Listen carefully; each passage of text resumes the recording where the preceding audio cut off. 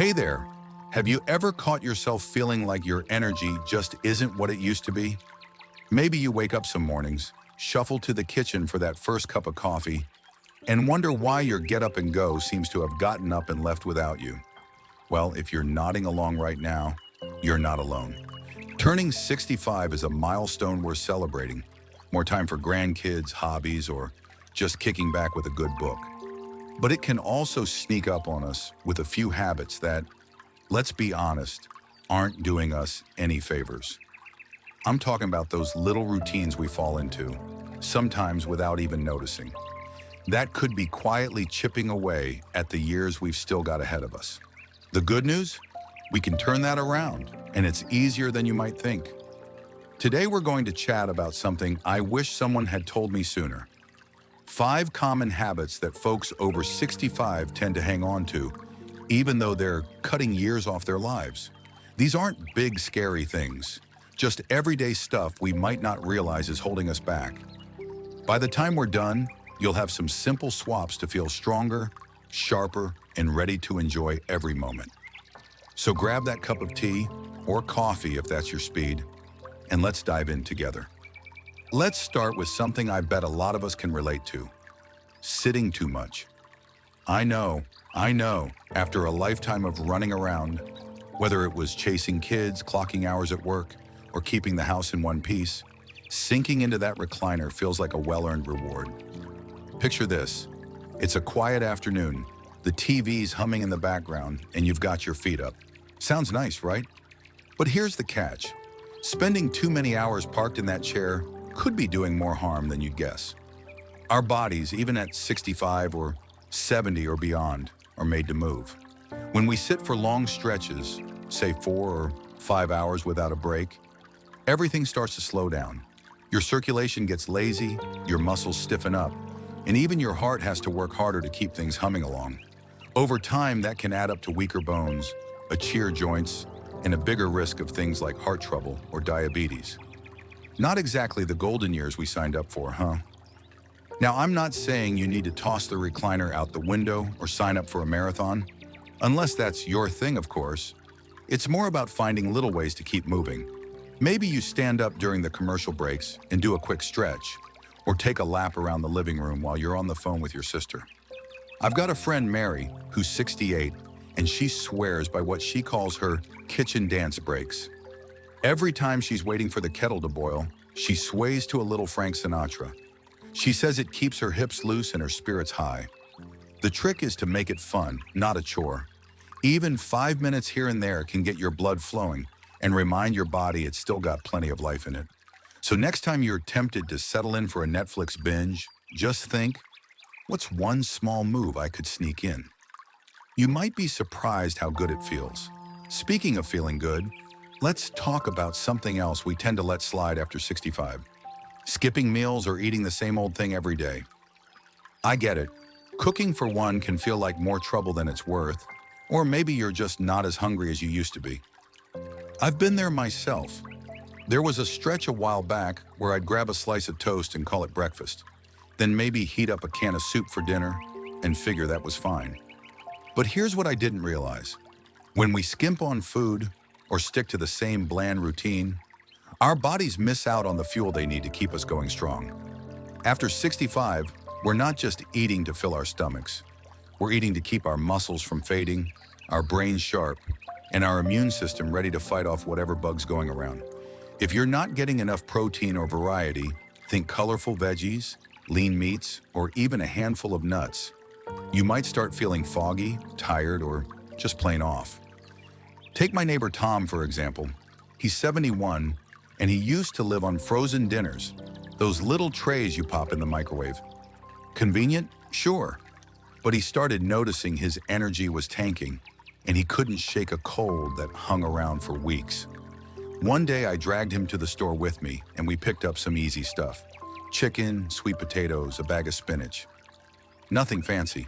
He started tossing together simple meals, and within a month, he was out mowing his lawn again, whistling like he was 50. The difference wasn't magic. It was just giving his body what it needed. So if you've been stuck in a food rut, try this. Add one new thing to your plate this week. Maybe swap that toast for some scrambled eggs with a sprinkle of cheese, or toss a few berries into your oatmeal. It doesn't have to be a gourmet overhaul, just a little nudge to keep your engine running. Trust me, your body will thank you. Now that we've got movement and meals on the table, let's shift gears a bit and talk about something that creeps up on a lot of us: sleep, or rather, not getting enough of it. I can almost hear you saying, "But I'm retired. Shouldn't I be catching up on all that sleep I missed?" You'd think so, wouldn't you? But between late-night TV, a mind that won't quit worrying about the grandkids, or maybe even those trips to the bathroom that seem to happen like clockwork, a solid night's rest can feel like a distant memory. Here's why that matters. Sleep isn't just about feeling rested. It's when your body repairs itself, your brain sorts through the day, and your heart gets a break. Skimp on it too often, and you're looking at a higher chance of everything from memory slips to blood pressure creeping up. I don't know about you, but I'd rather not give those years away just because I couldn't turn off the late show. So how do we fix it? Well, I'll let you in on something that worked for me. I used to stay up watching reruns till midnight, then wonder why I was tossing and turning. Then I started winding down earlier. Maybe a cup of chamomile tea, a little light reading instead of the TV, and I aimed to be in bed by 10:30. Nothing drastic, just a tweak. And wouldn't you know it, I started waking up feeling like I'd actually slept, not like I'd wrestled the mattress all night. If noise is your nemesis, a cheap pair of earplugs or a fan might do the trick. The point is, small changes can stack up to bigger rewards, like more energy to enjoy the day instead of dragging through it. We'll circle back to that idea of small wins in a bit, because it ties right into what's coming next. For now, let's keep this conversation rolling and move on to another habit that might be sneaking under the radar. Something we all do without thinking, but after 65, it can start working against us.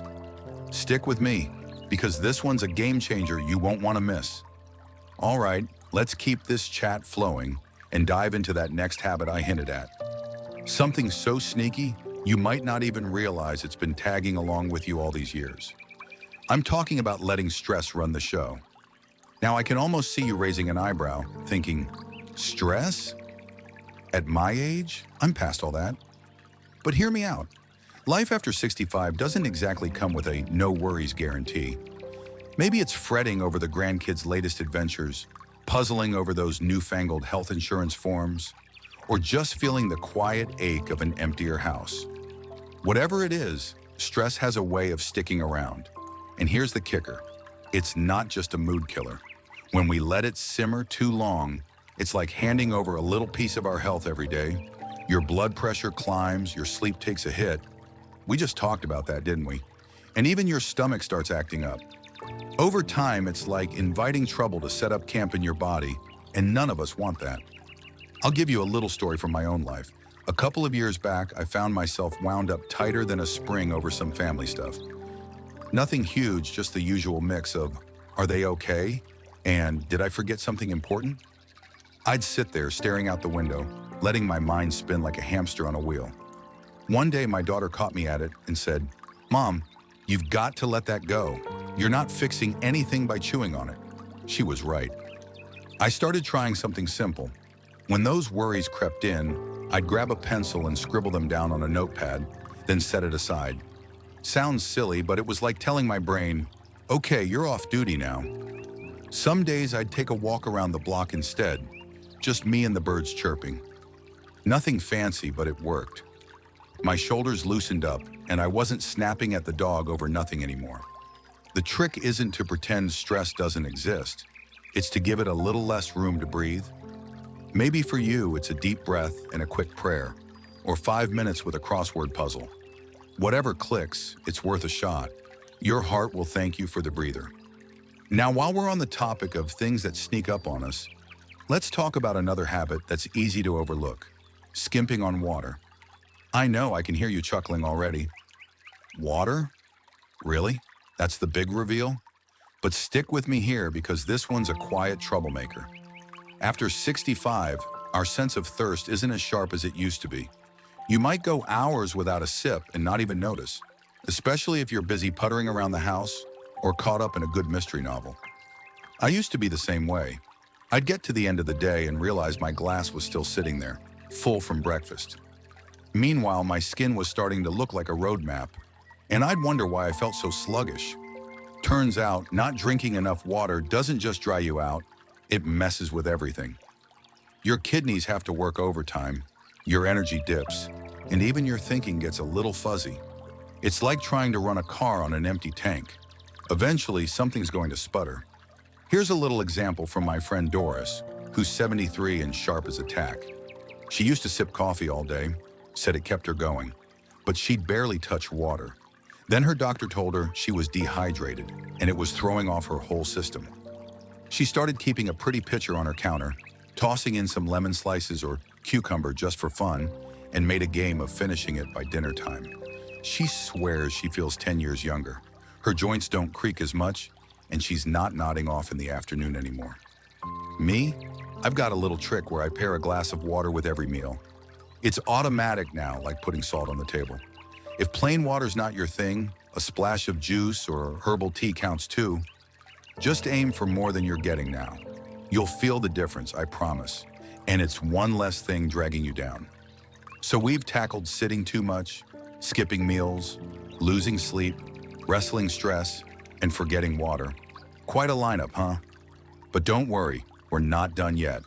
There's one more habit up our sleeve that ties all this together. And it's something so simple you might kick yourself for not spotting it sooner. Hang with me, because this next one's going to light up some ideas you can start using today. All right, here we are, rolling right along in our little chat about keeping those golden years truly golden. We've covered some biggies already: getting up and moving, eating like we mean it, catching those Z's, taming the stress monster, and sipping more water than we might feel like. Now let's wrap this up with one last habit that's so easy to fall into after 65.